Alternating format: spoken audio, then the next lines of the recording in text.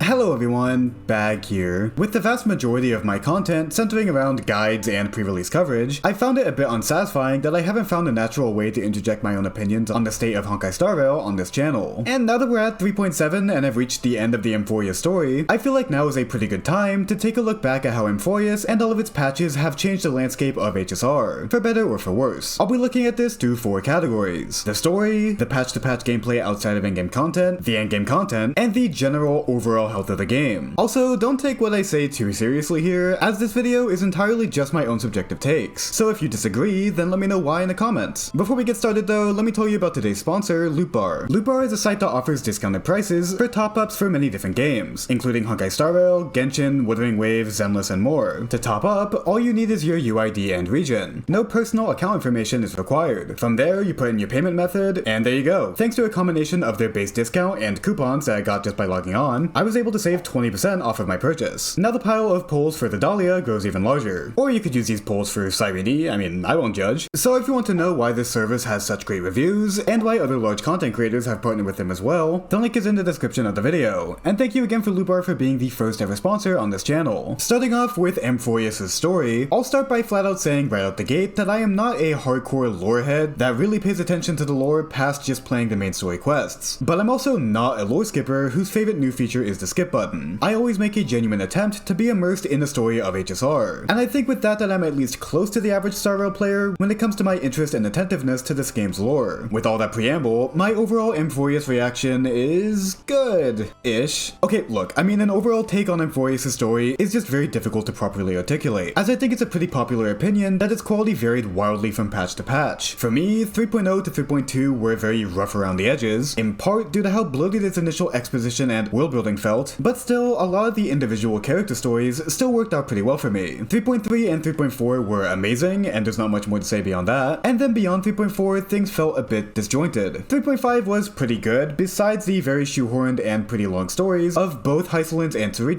that overall felt a bit misplaced, regardless of their quality. 3.6 also felt a bit stally and fillery, although I think the player's personal relations to Donhung and March helped carry a baseline intrigue to make it still overall enjoyable. And 3.7, well, I am in the crowd of people that was overall not that much of a fan of Cyrene's implementation, and her portions of the patch's story are where Hoyoverse's problems of bloated and overly flowery dialogue really showed itself. I still overall enjoyed the patch, especially everything with the Herda and Skrellum, but it was much more of a mixed bag than I expected it to be. The obvious comparison with Amphoreus' story being a little bloated and fillery is to Penacony, which was very condensed and rushed by comparison, to the point of us revisiting it in 3.8 to further tie up a bunch of loose ends. With this, while I do think Amphoreus comparatively succeeded in being an overall more satisfying journey with its size, I think its size also held it back from having a constant sense of momentum. I think most of this is due to them needing to individually focus on every Crisis Heir for the sake of selling them on evenly spaced out banners. So by the time we're at the end of 3.4, and it feels like we have maybe 1 or 2 story patches left in Amphoreus, we instead get that story stretched out across 3 patches, as we also have to dedicate a lot of time to the stories of Hyacine, Cyrene, Dipped, Evernight, and Cyrene. I'm not saying these characters should have been cut or anything, but with how things were structured, it definitely did feel like the story was kind of padding for time in its second half. I think Amphoreus' biggest win for me was in making me care about characters that I never thought I'd end up caring about, as when compared to Penacony, I was a lot less excited for this cast of characters at the start, which meant that I needed a lot more convincing to be properly invested. For Tribi, Maide, Finon, and Cypher, I went from being skeptic to being a genuine fan of them. The actual Amphoreus story itself wasn't the most gripping thing for me besides the end of 3.3 and all of 3.4, but the characters were able to carry my interest enough to where I still found myself genuinely excited for each patch's story on their release. I feel like for Star Rail's next overarching story, they should try and hit a good middle ground between Penacony and Amphoreus. Maybe a main story patch length of 5 to 6 patches, as I think 8 from Amphoreus was just not able to sustain itself. Now, I may have been a creative writing major for a grand 2 terms back in college, but I will be the first to say that I am no expert on properly criticizing storytelling. But for more broad strokes from the perspective of a casual reader, I think the beginning's exposition was rough, the ending felt a bit convoluted and underwhelming, with how fast the war against Iron Tomb was just kind of brushed past. A lot of 3.5 and 3.6 felt too irrelevant to the overall story to be placed directly after 3.4's build-up, and the entire story being anchored around Cyrene's character didn't really work for me, as her character mostly ended up just falling flat for me. So overall, I do think the story was an improvement, improvement, but there's definitely a lot more room for improvement. I think compared to previous stories, the payoff of spending so long with these characters was worth the time that we invested into them. And in spite of its flaws, it did feel like a complete journey that had room to breathe. Maybe a bit too much room to breathe, but room to breathe regardless. Plus it had Poi Poi, so it kinda has to win, you know? Oh, and also the Fate story was god-awful, which I think is a pretty unanimous opinion, so,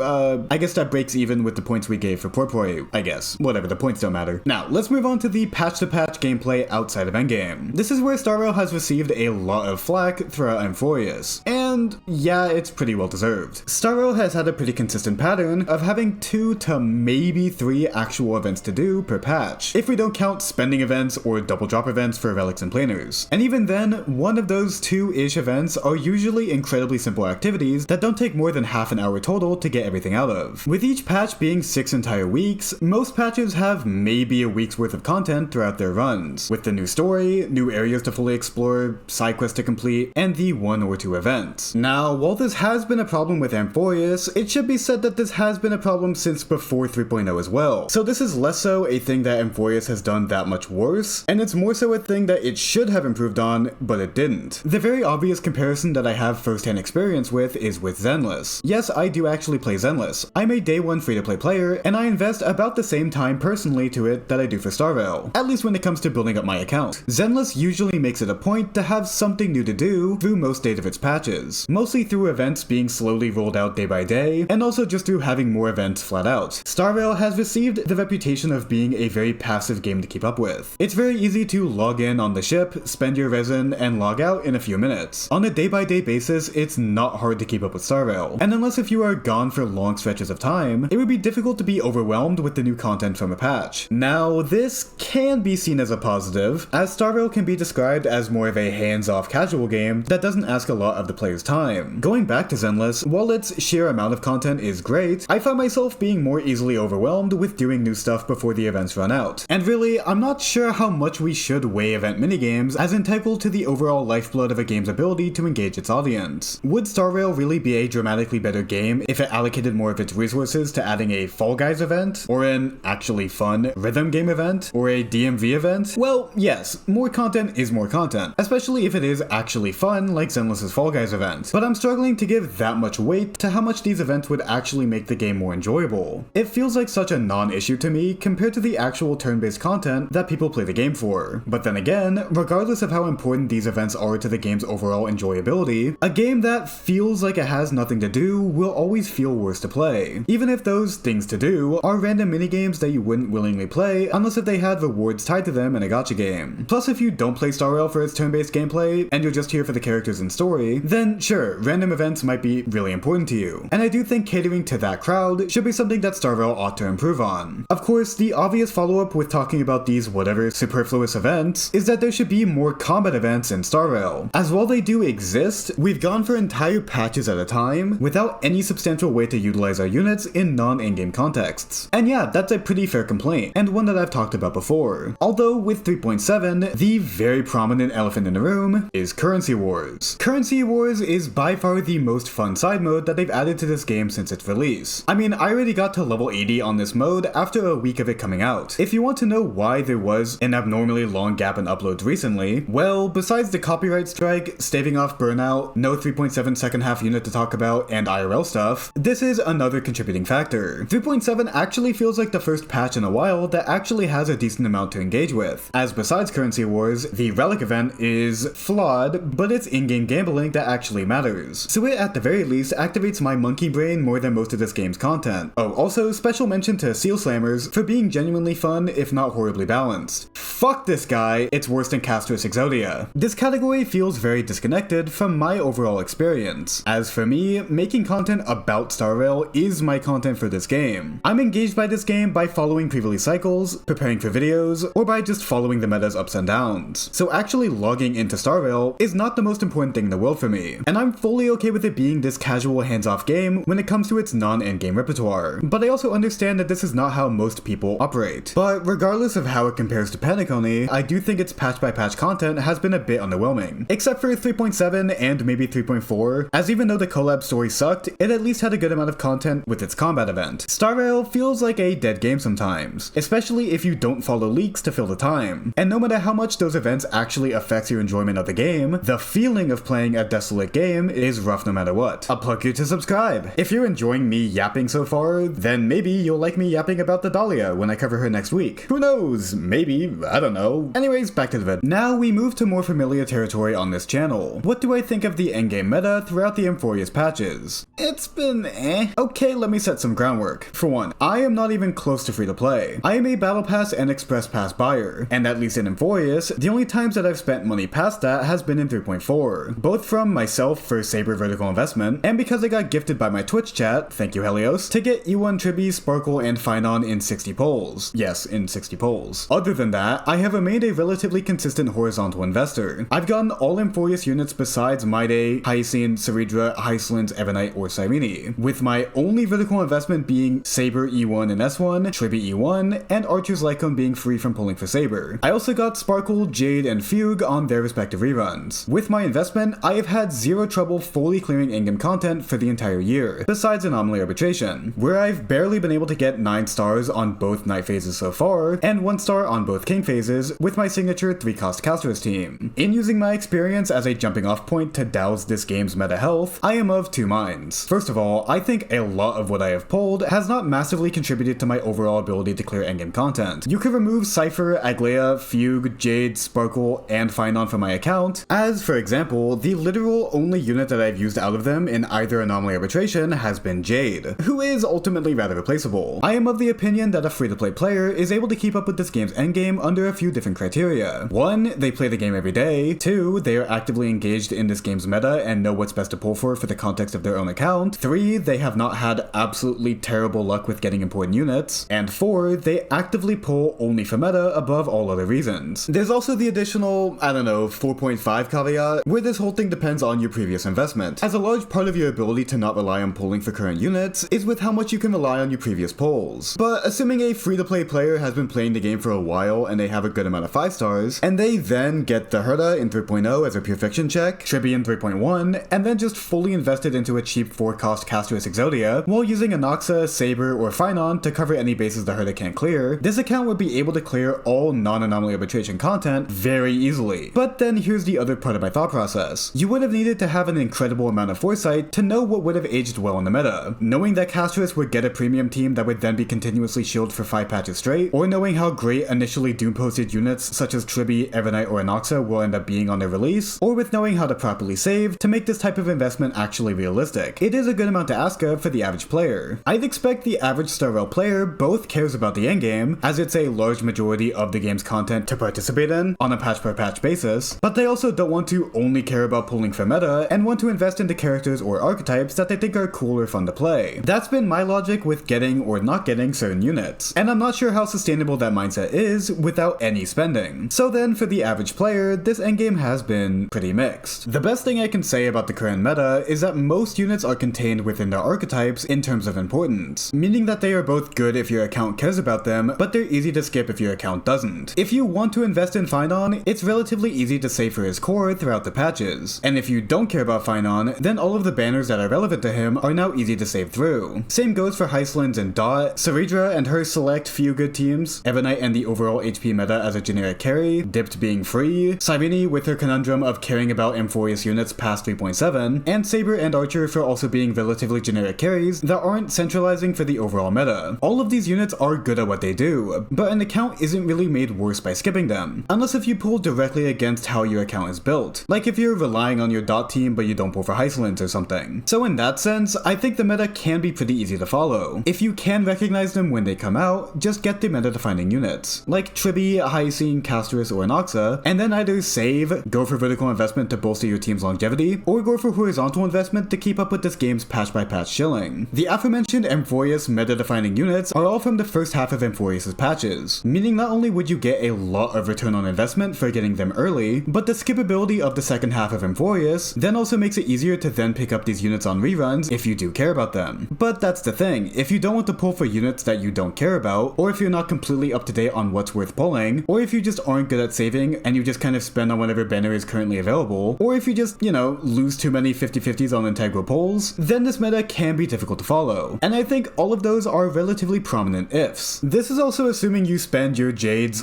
at all, which, yeah, I think the objective worst thing here has been the overall terrible lifespans of the 2.x meta, besides the supports, Fei Xiao, and sometimes Yun Li. Which means that if you don't want to engage with the current meta and you want to just rely on what you've invested in before, then you do have a bit of an uphill battle ahead of you. And yes, I am speaking with experience here. I've mostly been viewing the Amphoreus meta as how it's been isolated within itself, but as for how it's affected the overall game's health, I do have overall more negative thoughts. If 4.x and 5.x and 6.x follow this trend of raising the bar of the meta while being amicable within itself, then while I think it's okay for being able to keep up with it, making so many of the past units obsolete is not really something that I can really get excited over. But then again, I can appreciate that most of the Amphoreus cast can get the job done with very little investment. While vertical investment has gone a lot stronger, units like Anoxa, Everknight, Archer, Castorice, and Phynon have been able to at least baseline clear relatively easily since the release at low cost. So in that part of this meta of power creep, it can at least be said that you can get a lot out of a small amount of investment. See again my E0 S0 the Herda, who has carried my account's 80k pure fiction runs for almost an entire year. This is like a baseline expectation of, wow, the new units are able to clear the new content, hooray! But it is also something that's easy to take advantage of with how you divvy up your pulls. Vertical investment is instead more so either a way to prolong a unit's lifespan, or to make them more suitable for clearing way above the current baseline. Which, if that's the route they're taking it, then it could be a lot worse. For all of the units that I've invested into at E0 S0, I've definitely felt not having their signatures, but never has it prevented me from fully clearing the endgame, with one glaring exception. The big addition with Amphoreus for endgame content has been Anomaly Arbitration, in which I think my day one impressions are relatively spot on from my overall opinion 2 patches later. I think not attaching Jades was a smart idea. I enjoy having an arbitrary, get it, higher level of endgame that incentivizes more optimal play with my account's resources, and figuring out how to fully clear the 3 night stages has been some of the most satisfying content to come out of this game. But I also think my horizontal investment lends itself really well for me enjoying this mode. I think if I was free to play, or if I just generally had less ways to make 3 good teams, I would enjoy it a lot less, which is more so what I want to take away from this rather than just my personal experiences. The king phases have felt very obviously shilly and a reward for hard vertical investment, and I'm honestly more okay with that than I thought I would be. I don't like incentivizing people to spend for literally no tangible gains, but 3-starring is so out of reach for my account to where I don't really feel that bad about getting only 1 stars both times. Getting back to the main point of the video, is the meta from the last year that much better or worse compared to Penacony? I would say worse overall, just because low cost options have become harder to utilize, and optimal investment has become more expected. 2 to 3 cost teams can still clear when played optimally, and while free options like Archer, Dipped, or RMC have done a lot of legwork to make low cost clears more feasible, the higher bar of HP inflation that Amphoreus has set has led to fully relying on cheap options as being a less optimal strategy. Instead of low cost teams that can cover an entire side of MOC, now cheap options are more so just good for filling in team gaps. I don't think Amphoreus is that much worse than Penacony, as again, units like Anoxa, Phynon, and Castorice have been able to clear off of so little for so long, but the margin of error for skating by without strictly adhering to the current meta is just a lot more thin compared to before. Now, there have been a few very obvious talking points that I've kind of been dancing around, since they were best saved for the last category, the overall game's health. This has been where Amphoreus has been a bit worrying, as I think regardless of how difficult the game has been to keep up with, there have been a lot of trends that have, well, trended in a concerning direction. To get some obvious ones out of the way, yes, global passives shouldn't be in the game. Yes, Cyrene having specific buffs naming other units in her kit is really not great, and the way that the Remembrance path has been implemented, from its light cone scarcity to its lack of 4 stars, has been rather blech. The thing is, individually, I think the implementation of these new mechanics have been at the very least, whatever. The mechanics from Castorice and Cyrene have been tolerable when contained to themselves. I do wish there was a global passive toggle to take Castorice's passive off of my account, but a mechanic that's mostly there as a safety net isn't the worst thing in the world. And Cyrene, likewise, functionally isn't breaking the game with her unit buffs, even if I also wish it didn't exist. Most of the concern with these mechanics is more so for the precedent that they set, and in that facet, it's hard to really stay too optimistic. If it never gets worse than what we have now, then sure, I won't be too bothered by these additions, frankly. But if Amphoreus has set up the game to have much